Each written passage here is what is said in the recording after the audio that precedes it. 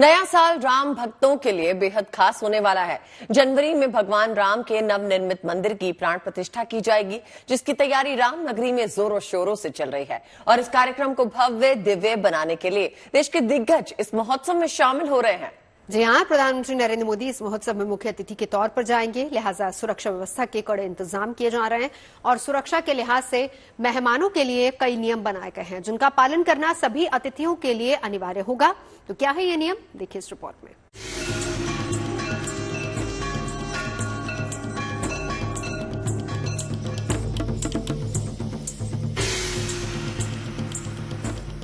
वो पल अद्भुत होगा, अलौकिक होगा, अद्वितीय होगा जब रामलला अपने नए निवास में पधारेंगे।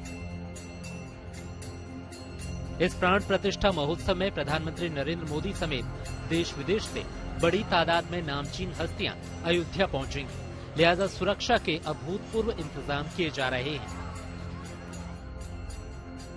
5 अगस्त 2020 को जब राम मंदिर का भूमि पूजन हुआ था, तब जितनी फोर्स भूमि पूजन में तैनात थी, अनुमान है उससे दोगुने सुरक्षाकर्मी इस आयोजन को संपन्न कराने में शामिल होंगे।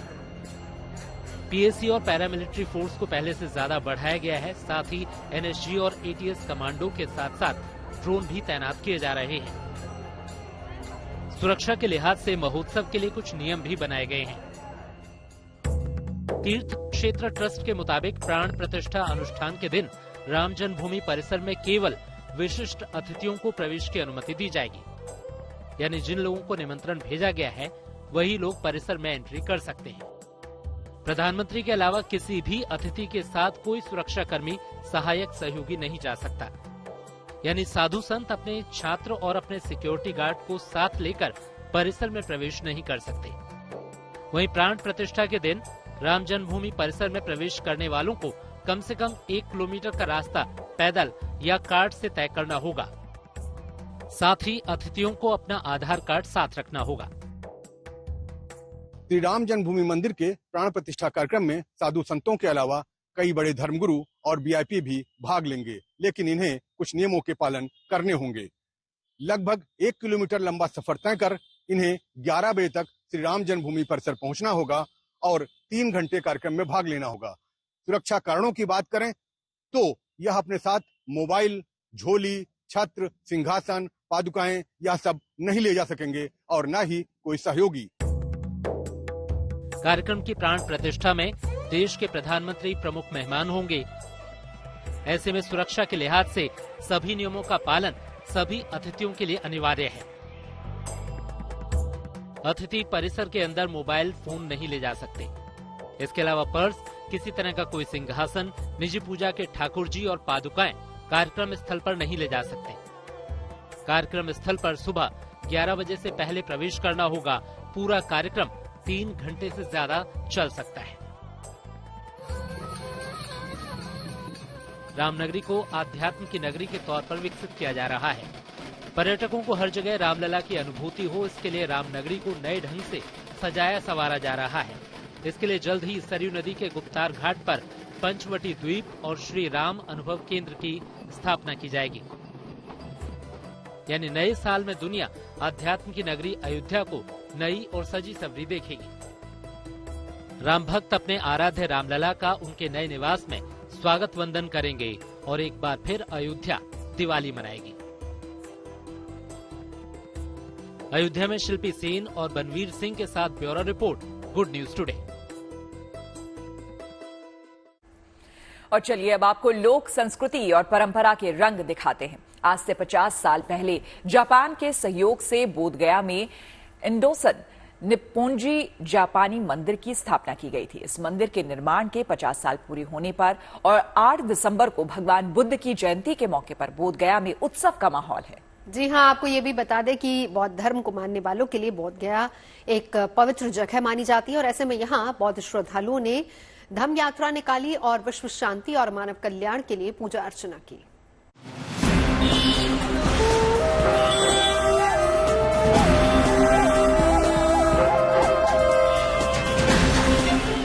पारंपरिक वाद्य यंत्र, परंपरागत पोशाक, उद्देश्य विश्व शांति और कल्याण। बिहार के बोध गया की सड़कों पर जब जापान से आए बौद्ध धर्म के श्रद्धालुओं ने भव्य धम्म यात्रा निकाली तो सारा शहर आस्था और परंपरा के रंग में रंग गया।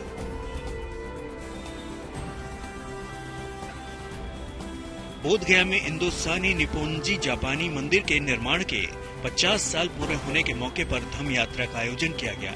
इस खास कार्यक्रम में हिस्सा लेने के लिए जापान से 150 से ज्यादा श्रद्धालुओं का जत्था पहुंचा है।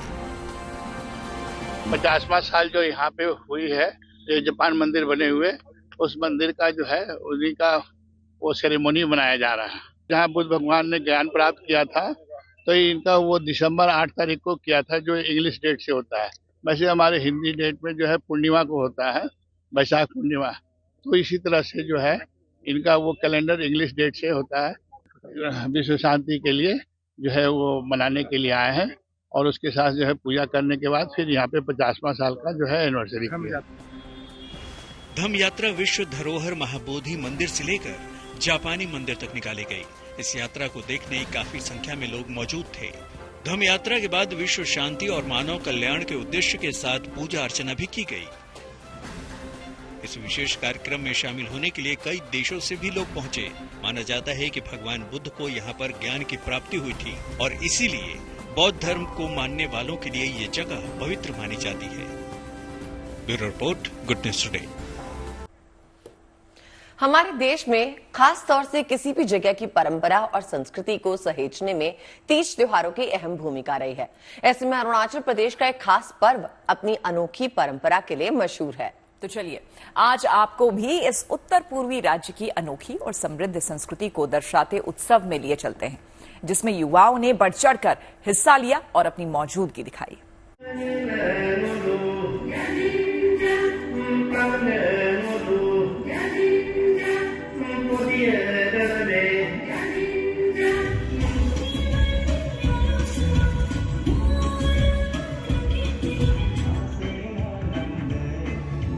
फसल कटाई का ये पर्व खास ही नहीं बल्कि जुदा भी है, साथ ही अपनी समृद्ध संस्कृति और परंपरा का मानो सार समेटे है।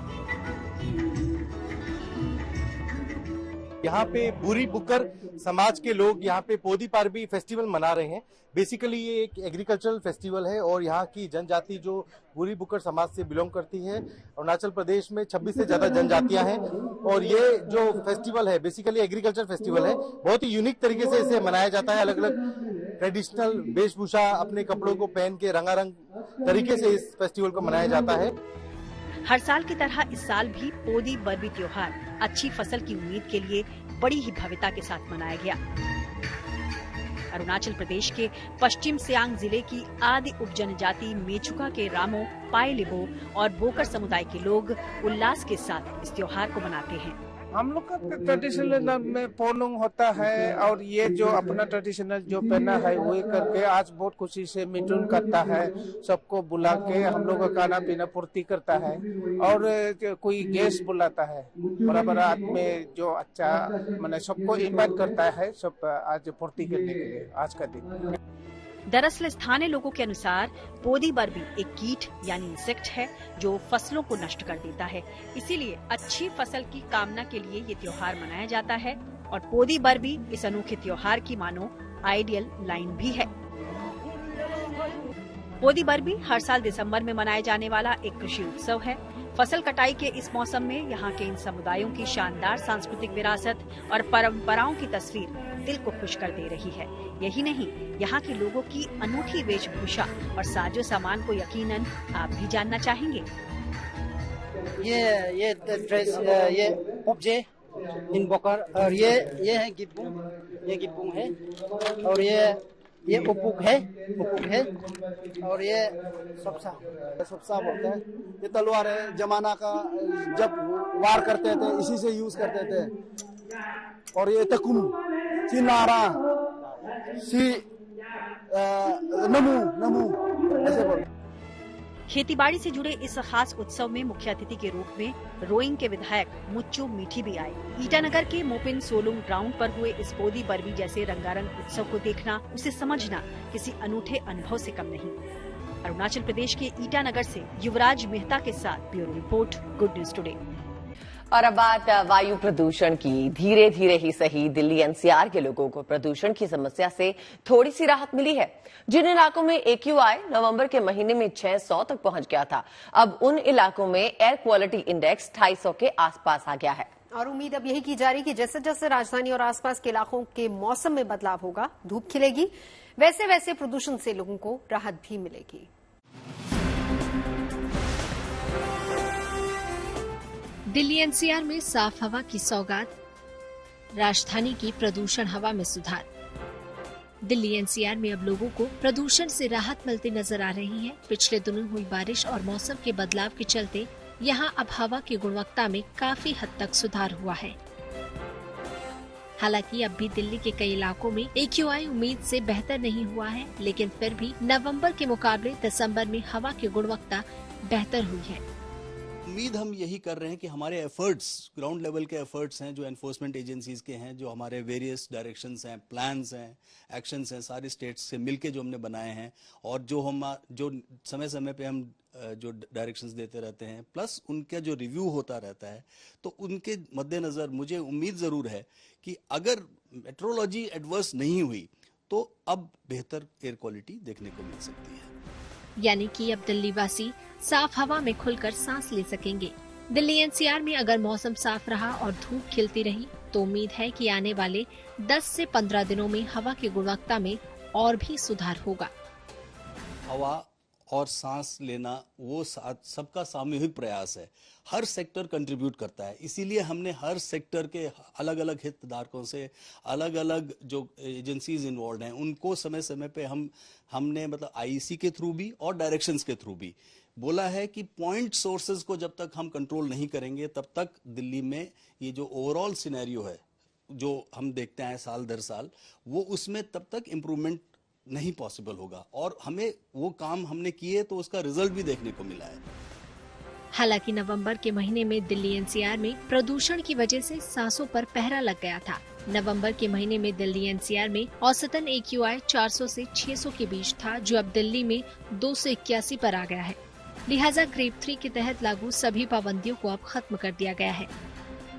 दिसंबर के महीने की शुरुआत में प्रदूषण में थोड़ी कमी आई है। CAQM का कहना है कि आने वाले समय में दिल्ली एनसीआर के लोगों को प्रदूषण से और राहत मिलेगी। अगर मौसम ने साथ दिया तो AQI का आंकड़ा और नीचे आ सकता है। बीते पिछले एक महीने में औसतन राजधानी दिल्ली का AQI का आंकड़ा 400 से 600 के बीच में था, लेकिन अगर दिसंबर की बात करें तो AQI इस समय 281 पे बना हुआ है। कैमरा पर्सन शैलेंद्र कुमार के साथ अनामिका गौर, गुड न्यूज टुडे। पहाड़ी राज्य इन दिनों हो रही बर्फबारी से चहक उठे हैं। वादियां बर्फ की सफेद चादर में लिपटी नजर आ रही हैं। उत्तराखंड में चमोली की नीति घाटी में तापमान -10 डिग्री तक गिर गया है। नीति घाटी में पानी की एक एक बूंद बर्फ में तब्दील हो चुकी है और आसपास के इलाकों में कड़ाके की ठंड पड़ रही है। लेकिन बर्फबारी की वजह से यहाँ की वादियां निखर गई हैं और इन पहाड़ों की खूबसूरती देखते ही बन रही है।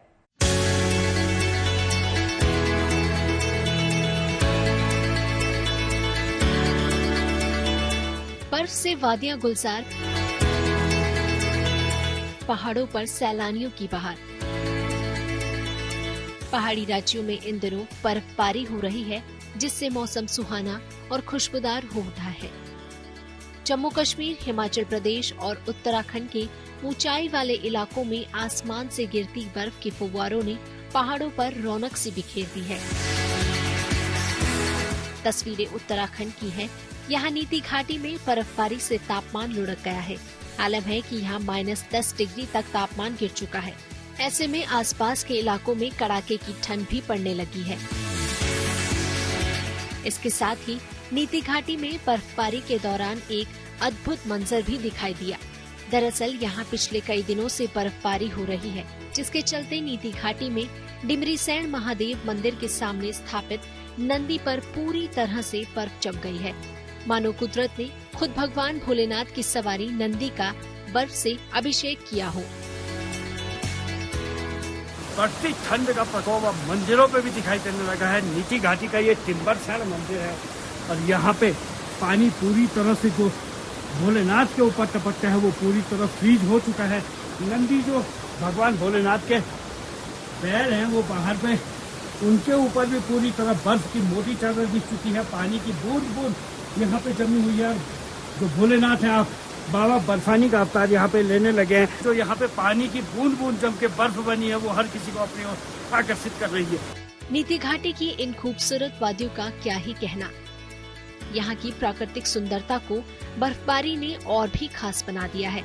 मानो इन वादियों में जो भी आता है यहीं का होकर रह जाता है। वैसे तो हम लोकल उत्तराखंड के ही हैं, पर हम दोनों फ्रेंड्स ने बहुत पहले से प्लान किया था यहाँ आने का। बट ऑल ऑफ सडन इस अनएक्सप्लोर्ड प्लेस में तो कभी भी नहीं, नेवर। बट बहुत अमेजिंग एक्सपीरियंस है। स्नोफॉल हो गया है और स्नोफॉल हमारी विश लिस्ट में था कि हम स्नोफॉल देखें और दोनों फ्रेंड्स ऐसी ट्रैकिंग करें।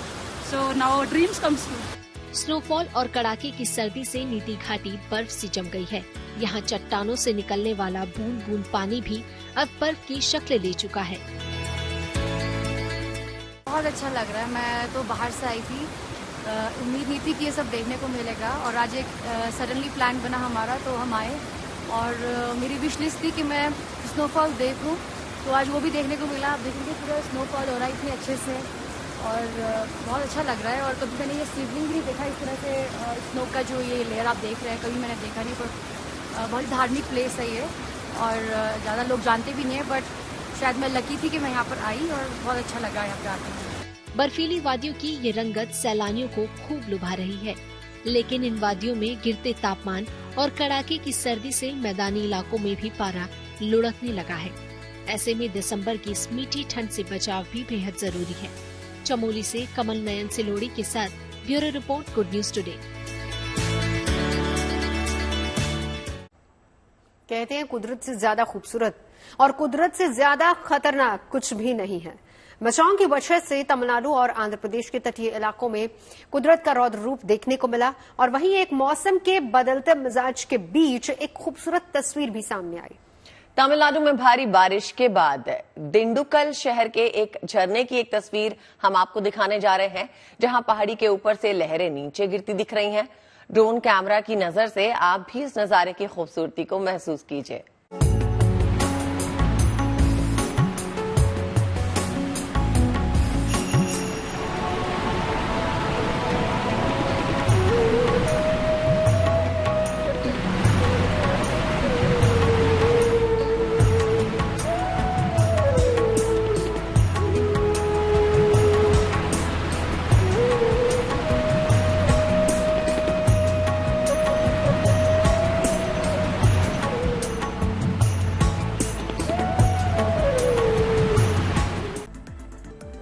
और अब बात सेहत की कर लेते हैं, जो जरा सी भी खराब हो जाए तो बिल्कुल अच्छा नहीं लगता। देखिए, हर कोई चाहता है कि रोग बीमारी से जल्द और आसानी से छुटकारा मिले।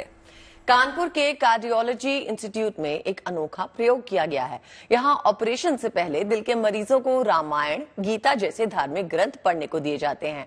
डॉक्टर्स का मानना है कि इससे मरीजों को मानसिक मजबूती मिलती है और उनका बीपी और पल्स स्टेबल रहता है। उत्तर प्रदेश के सबसे बड़े हार्ट हॉस्पिटल्स में से एक कानपुर के कार्डियोलॉजी हॉस्पिटल में डॉक्टरों द्वारा एक अलग प्रयोग किया गया है। यहाँ पे पेशेंट्स को ठीक करने के लिए धर्म और अध्यात्म का सहारा लिया जा रहा है।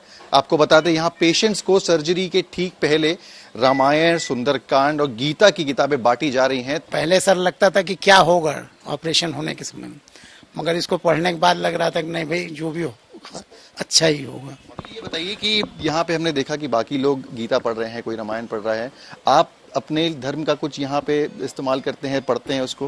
आप क्या कुरान की आयतें पढ़ते रहते हैं? कुरान की आयतें पढ़ते हैं यहाँ पे, तो आपको लगता है कि कुछ फायदा मिल रहा है इससे? क्या फायदा मिलता है ना, मनोबल बढ़ता है, हिम्मत बढ़ती है। आपका सर्जरी यहाँ पे होनी है या हो चुकी? नहीं, होगी सर्जरी हमारी अच्छी। ये बताइए कि डॉक्टरों ने आपको यहाँ पे ये जो पढ़ने के लिए दिया है, इससे क्या फर्क महसूस कर रही हैं और क्या लगता है? बहुत राहत मिलती है, आराम मिलता है। सब डर था वो सब निकल गया सर।